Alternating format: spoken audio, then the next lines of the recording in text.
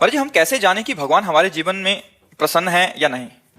जब हमसे धर्म कार्य बने, पाप काम ना होने लगे और भगवान का सुमिरन बनने लगे, तब जाने कि हमारे ऊपर भगवान प्रसन्न है।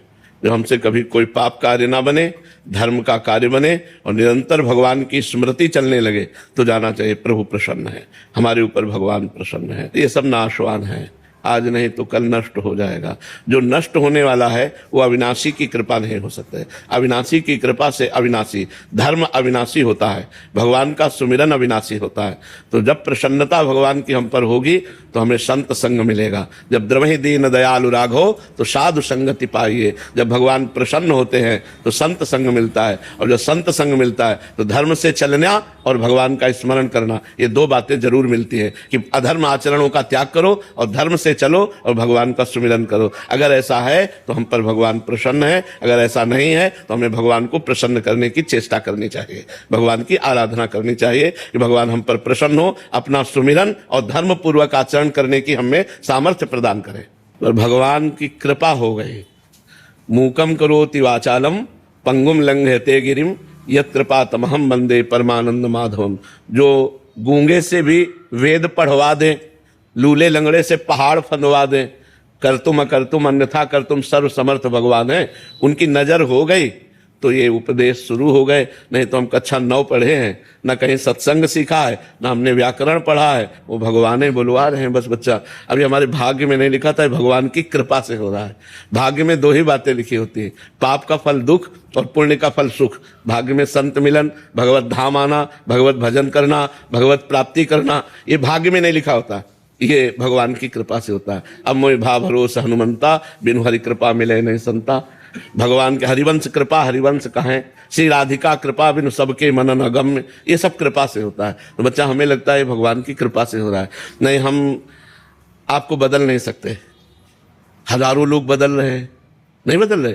नवयुवक लोग गंदी आदतें छोड़कर अच्छे आचरणों में चल रहे हैं, तो भगवान की कृपा से ही तो है। वो मिलते हैं बाद में आके और सुधर पहले जाते हैं, तो ये भगवान की कृपा से तो है। ये हमारे भाग्य में नहीं लिखा, ये भगवान की कृपा से। वो कभी भी किसी पर भी कृपा करके अयोग्य को योग्य बना सकते हैं, अयोग्य को योग्य बना सकते, जो किसी योग्य नहीं है उसे सर्व लोग पूज्य बना सकते हैं। ये भगवान की कृपा से होता है।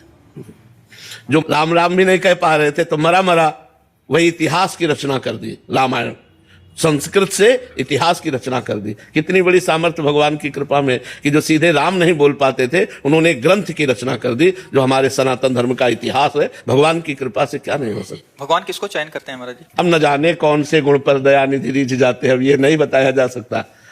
कभी कभी अवगुणों से रीझ जाते हैं, महाअवगुणी पर जिसमें एक भी गुण नहीं दिखाई दे रहे, कृपा किया और महात्मा बना दिया। तो भगवान पतित पावन है। ऐसा नहीं कि भगवान किसी के गुण से रीझ गए हो, नहीं, भगवान कभी कभी पतितता से भी रीझ जाते हैं, उसकी नीचता देखकर रीझ जाते हैं और उसे सर्वोत्तम जगत पूज्य बना देते हैं। भगवान तो भगवान है, अब वो कब कहाँ किसको चयन करे ये उनकी मौज की बात है। गुण देख के चयन करे या अवगुण देख के चयन करे, उन्हीं के बच्चे हैं, जिसको चयन कर लिया वही महान बन गया। महाराज जी ऐसा कहा नहीं जा सकता कि बहुत ज्ञानी है, बहुत गुणवान है तभी ये ऐसा कर सकता है? नहीं, बिल्कुल नहीं। हमारे को ऐसा अंदर से अनुभव होता है कि भगवान जरूर एक चीज देखते हैं जिसके अंदर दैन्यता होती है। जे दीन प्यारे वेद पुकारे द्रवहु सुश्री भगवाना, यही दरबार दीन को आदर रीति सदा चले आई। जिसके हृदय में रहता है मैं सर्वगुणहीन हूं पर हे भगवान आपका हूं, तो कृपा जल्दी वहां उतरती है। जहां दैन्यता होती है वहां भगवान की कृपा होती है, और जहां अहम होता है वो बात अलग होती है, और जहां दैन्यता होती है वहां भगवान की कृपा होती है। और कृपा से ही सब कुछ होता है। जो परिवर्तन होता है जगत का वो कृपा से भगवान की परिवर्तन होता है। तो भगवान की कृपा जहां बैठ जाए तो सीधे सरल भाषा में, देहाती भाषा में बोल रहे हैं तो लोगों को लाभ मिल रहा है, लोगों का कल्याण हो रहा है, लोगों का मंगल हो रहा है। तो भगवान की कृपा कब कहां कैसे उतर पड़े ये पता नहीं, पर इतना जरूर पता है जहां दीनता होती है वहां भगवान की विशेष कृपा उतरती है, और जहां अहंकार होता है वहां भगवान की कृपा रुक जाती है। अहंकार से भगवान की कृपा रुकती है और दैन्यता में भगवान की कृपा बरसती है। दैन्यता किसी साधन से लानी पड़ती है या स्वाभाविक, या कैसे? स्वाभाविक भी होती है और साधना से भी होती है। और कृपा से? वही कृपा से साधना, साधना से कृपा का अनुभव। और स्वाभाविक भी होती है, जैसे अपने में दिखाई दे रहा है कोई गुण नहीं है, कोई पढ़े लिखे नहीं है, कोई सब तरह से हीन है, पर भगवान की कृपा है तो देखो सब हो रहा है, उन्हीं की कृपा से हो रहा है। तो भगवान की कृपा सब करवा रही है। आपकी शरण में हूँ, आपकी कृपा से लहसुन प्याज मांस मछली सब छोड़ दिया है। महाराज जी, ये शरीर बिहार के एक सरकारी विद्यालय में एक शिक्षक के रूप में कार्यरत है। भगवान, बिहार के सरकारी विद्यालयों में इस वर्ष से 6वीं 7वीं और 8वीं के वर्ग कक्षाओं में बाल रामायण, बाल महाभारत एवं बुद्ध चरित्र का पठन पाठन कराया जा रहा है, जो कि एक सराहनीय कदम है। परंतु जब तक शिक्षक अध्यात्म ज्ञान से परे हैं तो इसकी सार्थकता कैसे संभव है महाराज जी? शिक्षक ही अगर उनको ज्ञान नहीं है। हाँ, जब शिक्षक को ज्ञान नहीं तो शिक्षा क्या प्रदान करेंगे? पर अगर मिठाई वाला मिठाई नहीं खाता और मिठाई बेच रहा है, अगर हम मिठाई ले लेते हैं तो मिठाई का स्वाद तो हमको मिल जाता है कि नहीं मिल जाता है? उसमें हम ये नहीं पूछते कि मिठाई तुम खाते हो कि नहीं खाते हो। तो अगर शिक्षक को ज्ञान नहीं है और जो पुस्तकीय ज्ञान है वही अगर अध्यात्म में दिया जाए तो विद्यार्थियों पर उसका प्रभाव पड़ेगा, क्योंकि कोई भी संसार की ऐसी वस्तु नहीं है, कोई भी ऐसी बात नहीं है जिसका प्रभाव ना पड़ता हो। जैसे अभी हम कहें नींबू, इमली और खट्टी चीज की व्याख्या करें तो मुंह में पानी आ जाएगा, उसका प्रभाव पड़ जाएगा। अभी हम किसी द्वेषात्मक तो क्रोध आ जाएगा। ऐसे ही यदि हम अध्यात्म की चर्चा करते हैं, हम सुन रहे हैं, तो भले मन लगे ना लगे उसका प्रभाव पड़ेगा और हमारे अंदर अध्यात्म शक्ति जागृत होने लगेगी, धीरे धीरे उसका मनन होने लगेगा, धीरे धीरे हम उस मार्ग पर चलने लगेंगे। तो जरूर जरूर ऐसे अध्यात्म ग्रंथों का पठन श्रवण कराया जाए। यदि कहीं शिक्षक उससे युक्त हो तब तो ज्यादा प्रभाव पड़े, क्योंकि अपने अनुभव बता सकता है। लेकिन यदि ना युक्त हो फिर भी शिक्षा दी जाए तो भी शिक्षा का प्रभाव बालकों को अध्यात्म और आधुनिक दोनों उन्नतियों के लिए योग्य बना देगा। जरूर देना चाहिए। भगवान, जब बच्चे भी अब राधा राधा बोलते हैं गुड मॉर्निंग की जगह पे और असेंबली होती है तो उसमें सब एक स्वर में राधे राधे बोलते हैं, कुछ लोग उसका विरोध करते हैं जी। तो जो आसुरी प्रवृत्ति के लोग हैं वो तो विरोध करेंगे ही, लेकिन हमको उनके विरोध की तरफ नहीं देखना, मंगल की तरफ देखना है, जिससे मंगल हो जाए। विरोध तो लंका में भी भगवान के राम का विरोध होता था, लेकिन उन्हीं का भाई बैठ करके घर में ही महान भक्ति कर ली कि नहीं कर ली? रावण के पास में ही महल में रह करके विभीषण जी ने वो भक्ति की कि भगवान ने कहा तुम सरीखे संत प्रिय मोरे, धरो देह नयान निहोरे। तो विरोध किसका नहीं होता? हम विरोध को देख करके अगर अपनी भक्ति को छोड़ दें तो हमारी भक्ति ही क्या है? विरोध करने वाले हमारे डंडे हैं और भक्ति उसके ऊपर झंडा है। विरोध रूपी डंडे पर भक्ति रूपी झंडा फहराता है, ना कि झुकता है। अगर विरोधी ना हो तो भक्त की पहचान ही ना हो पावे। अगर मीरा जी के देवर विरोध ना करते तो मीरा जी को कौन जानता? हिरण्यकश्यप विरोध ना करता तो प्रहलाद जी को कौन जानता? तो ये विरोधी ही ऐसे हैं जो हमारी भक्ति को प्रकाशित करते हैं। हमें उनसे डाउन नहीं होना, हमको डट करके भगवान नाम की जय घोष करनी है। अनीता तिवारी जी। राधे राधे महाराज। राधे राधे महाराज जी। महाराज जी, लोग कहते हैं कि असफलता ही सफलता की कुंजी है, पर फिर भी असफल होने पर हिम्मत क्यों टूट जाती है? क्योंकि ज्ञान नहीं है, इसीलिए। असफलता और सफलता लोक की दोनों नाशवान है। लोक की सफलता क्या अविनाशी है क्या? आपका पद अविनाशी नहीं, आपका रुपया अविनाशी नहीं, आपका मकान अविनाशी नहीं, आपकी कीर्ति अविनाशी नहीं, सब मिट्टी में मिल जाती है। तो यदि हमको ज्ञान हो तो हम सफलता और असफलता में सम रह सकते हैं, दुख और सुख में हम सम रह सकते हैं, संपत्ति और विपत्ति में हम सम रह सकते हैं।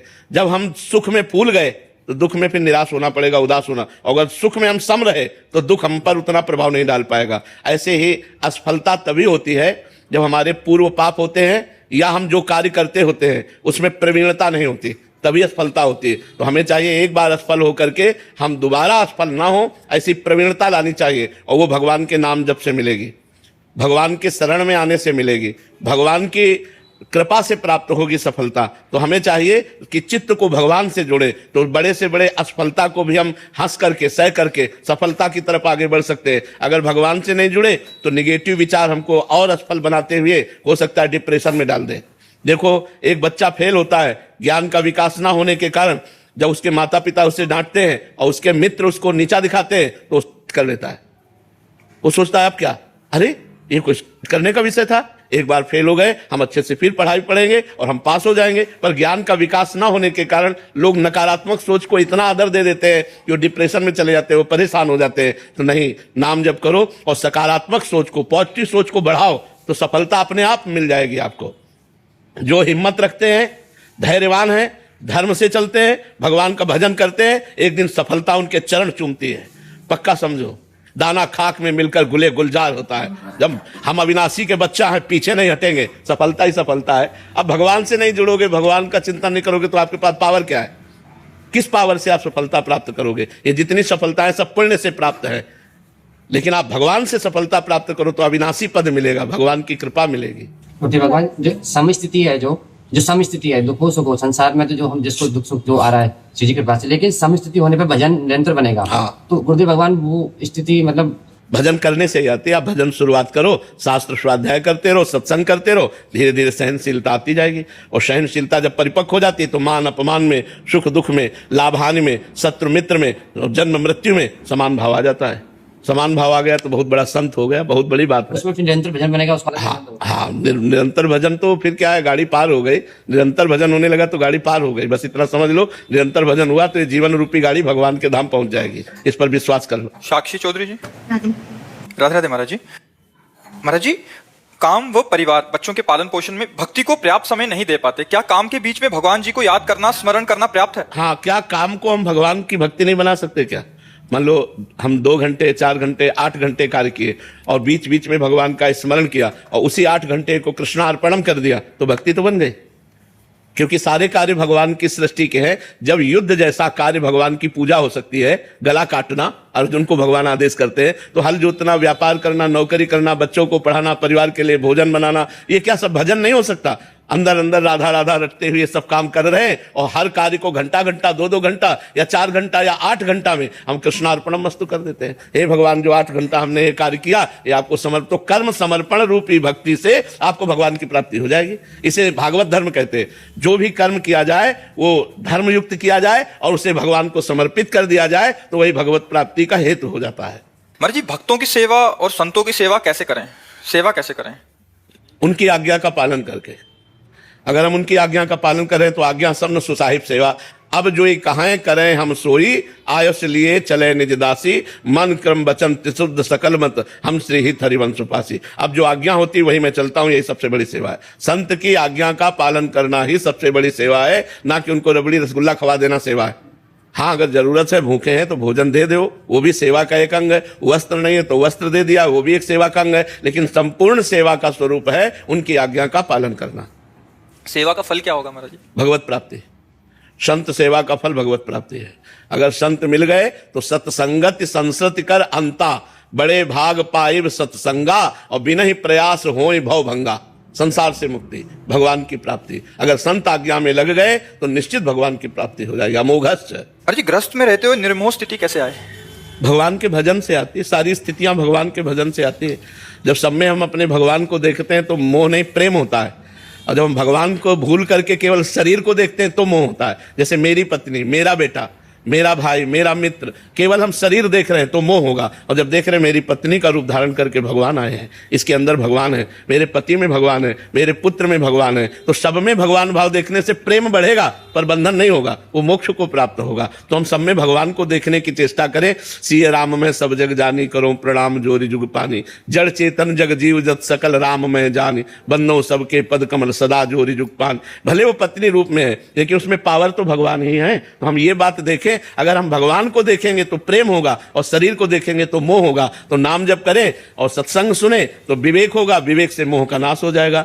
बिन सत्संग विवेक न होई और राम कृपा बिन सुलभ न सोई, होए विवेक मोह भ्रम भागा।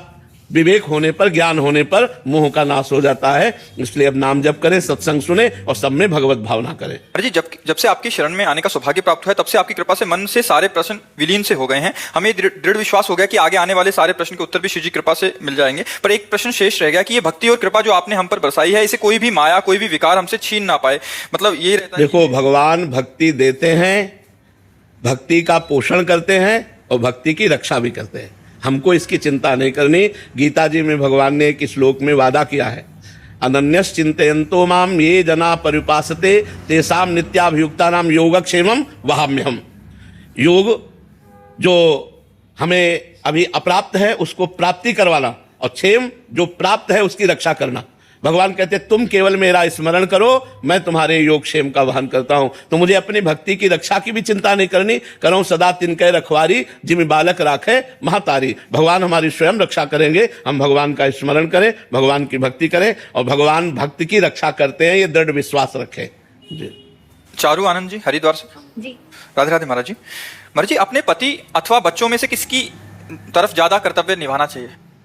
दोनों की तरफ हमारा समान कर्तव्य है। एक जगह हमारा वात्सल्य है जो हमारे पुत्र हैं और एक तरफ हमारा धर्म है जो हमारे पति हैं। धर्म का मूर्तिमान स्वरूप भगवान के स्वरूप पति हैं। जब दोनों में अलग होने की बात हो कि हम किस पक्ष में जाएं तो पति पक्ष में। और पति को अनुकूल करके फिर पुत्र का पालन पोषण करना। पक्ष लेंगे पति का, लेकिन उसको अनुकूल करके वात्सल्य के द्वारा अपने पुत्रों की रक्षा करवाएंगे, अपने पुत्रों का पालन करवाएंगे। पर जब उस समय हमें अलग होने की बात आएगी तो हम पक्ष पति का लेंगे।